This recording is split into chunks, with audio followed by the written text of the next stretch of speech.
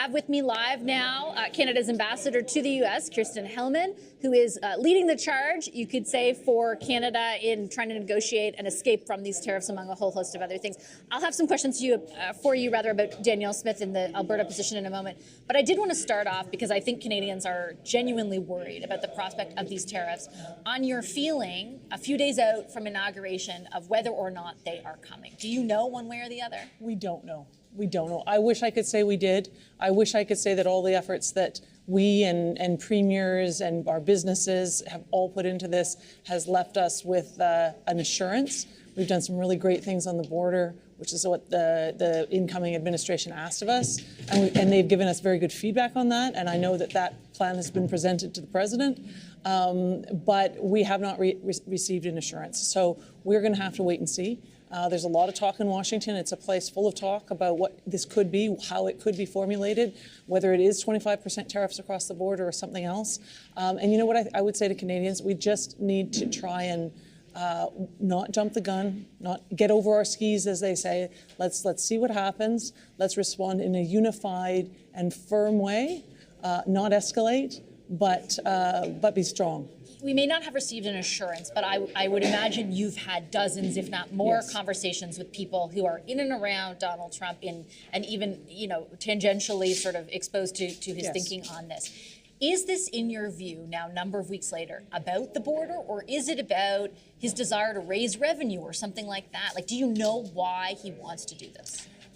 He likes tariffs as a policy tool. Okay, I think we have to start there. The incoming president thinks that tariffs are an important policy tool for raising revenue, and he has some tax cuts that he plans and has promised to the American people. And he has linked those two policies quite explicitly. He has also expressed that they are a tool for leverage against other countries.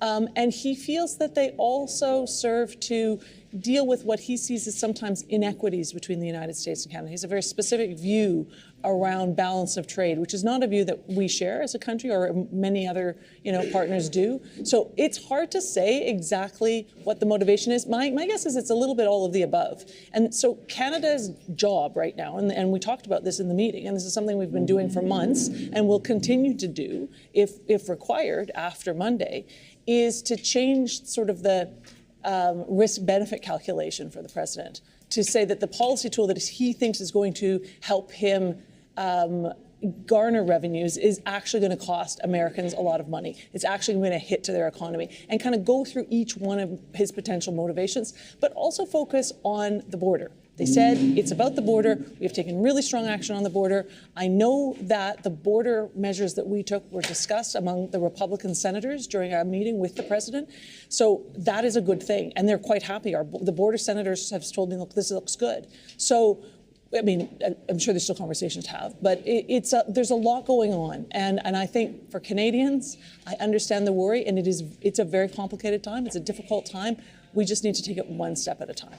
So when you are talking about the prospect of what this could look like and what Canada's response might look like that was what the sort of focus was going into the meeting, right? Because so many premiers have posited, okay, we're open to this, but we're not open to this. We want to keep this close to our chest, or there seem to be disparate views. I think listening to the press conference that it was a much more unified presentation at the end. So, aside from the post from Danielle Smith, which we can talk about in a second, what changed during the day? Like, what happened to lead to that, in your view? Well, and it wasn't just today. So for a while, there have been discussions with sort of the experts at the provincial level around core objectives for Canada's response, should we need to have one. So first of all, obviously, hope for no tariffs. Everyone is going to continue full tilt to work to that for Monday and thereafter.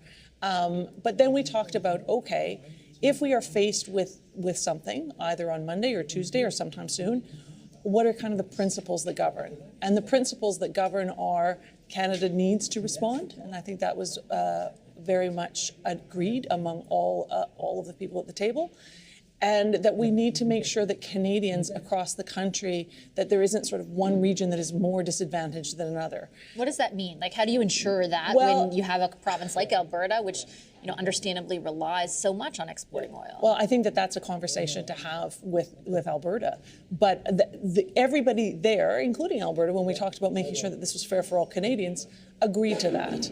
And I think that's important. And I think that that's what you saw in the press conference coming out, is that it is important for us to stand together and to make sure that we are taking care of all Canadians and that we are unified. Because honestly, if we're not, we're weakening our hand in these discussions with the Americans. So I think it's fair to say that by and large, everybody seemed unified, but Alberta is not. Well, I mean, she was explicit there. She said, look, there are productive discussions, but I can't endorse the federal government's plan because basically they haven't taken blocking energy exports or a big export tax on energy off the table. To be clear, will you, here representing the government here tonight, ever take that off the table? Look, as a negotiator, so this is something I've done most of my career, I don't think at this stage in a discussion when we don't even know what is being asked of us that we should close any doors. Is that something, are export controls of any kind a tool that we would rush to right away? No, I don't think that's what we're going to rush to right away. We talked about different kinds of sort of measures that could be taken bit by bit in response to what happens. Again, always in response to what happens and in ways that minimize the impact on Canadians and minimize the economic impact on Canadians. And absolutely, broad-based export restraints, that is a big move. And so inevitably, that is not something that you think about right out the gate. So what I would say is, from the federal government's position and from the discussions that I've had and I was participating in today, nothing is off the table. It would be to Canada's disadvantage, in my view, from a negotiating position, to take something off the table when we don't even know what's being asked of us. So let's wait and see what happens. Let's take a measured and, a proportional approach that is as equitable for Canadians as possible. And that's what all premiers agreed to that. So then I guess my question is, what is, if he does do, and I understand we're working on hypotheticals to a degree, but we're not because he's being specific about what he wants to do, right? And I know sometimes that's not even, a determinant of exactly what he will do, but right. Let's say in this case, right? I think the reason that premiers are getting questions and the federal government is getting questions about export controls or drastic measures, as you rightly characterize them, is because what he is proposing is drastic as well. And so if we are talking about a proportional response, it's not just putting a tariff on orange juice, for goodness sakes, right? It's going to be a lot more, is it not? What should Canadians, I guess, brace for? I think Canadians should be prepared to stand together for all Canadians. I think that it is the responsibility of those of us who try and do this in a very technical way to try and make sure we make this as fair as possible for the entire country.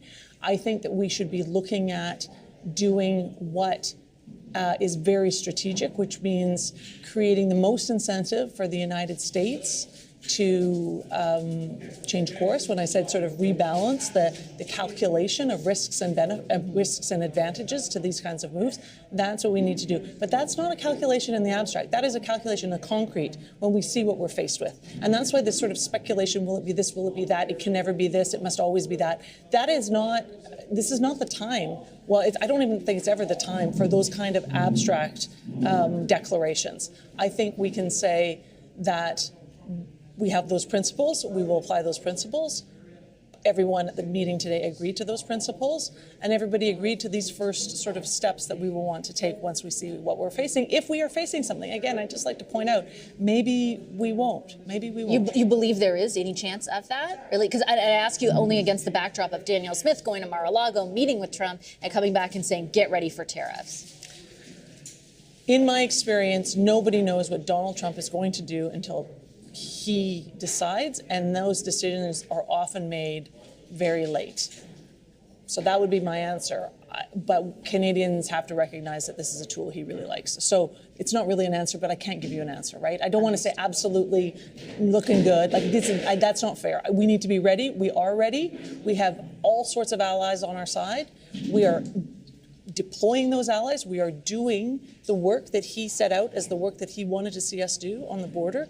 His border czar is really happy with it. We will engage in concrete discussions with his team once they are confirmed. Like, we are heading in a very good path. And we're trying to underline all the ways in which we could do a lot more together to achieve the incoming administration's goals. Their goals of energy dominance, their goals of, ensuring IT and high-tech sort of leadership in the world. Like, there are many, many things. So that's where we're trying to focus our attention, but we must be prepared for an alternative that is less productive. Okay, I'll leave it on that note. Okay. Ambassador, pleasure to see you as always. to I see appreciate you making the time. Thank you. That's Thanks our for having me. ambassador to the United States, Hillman.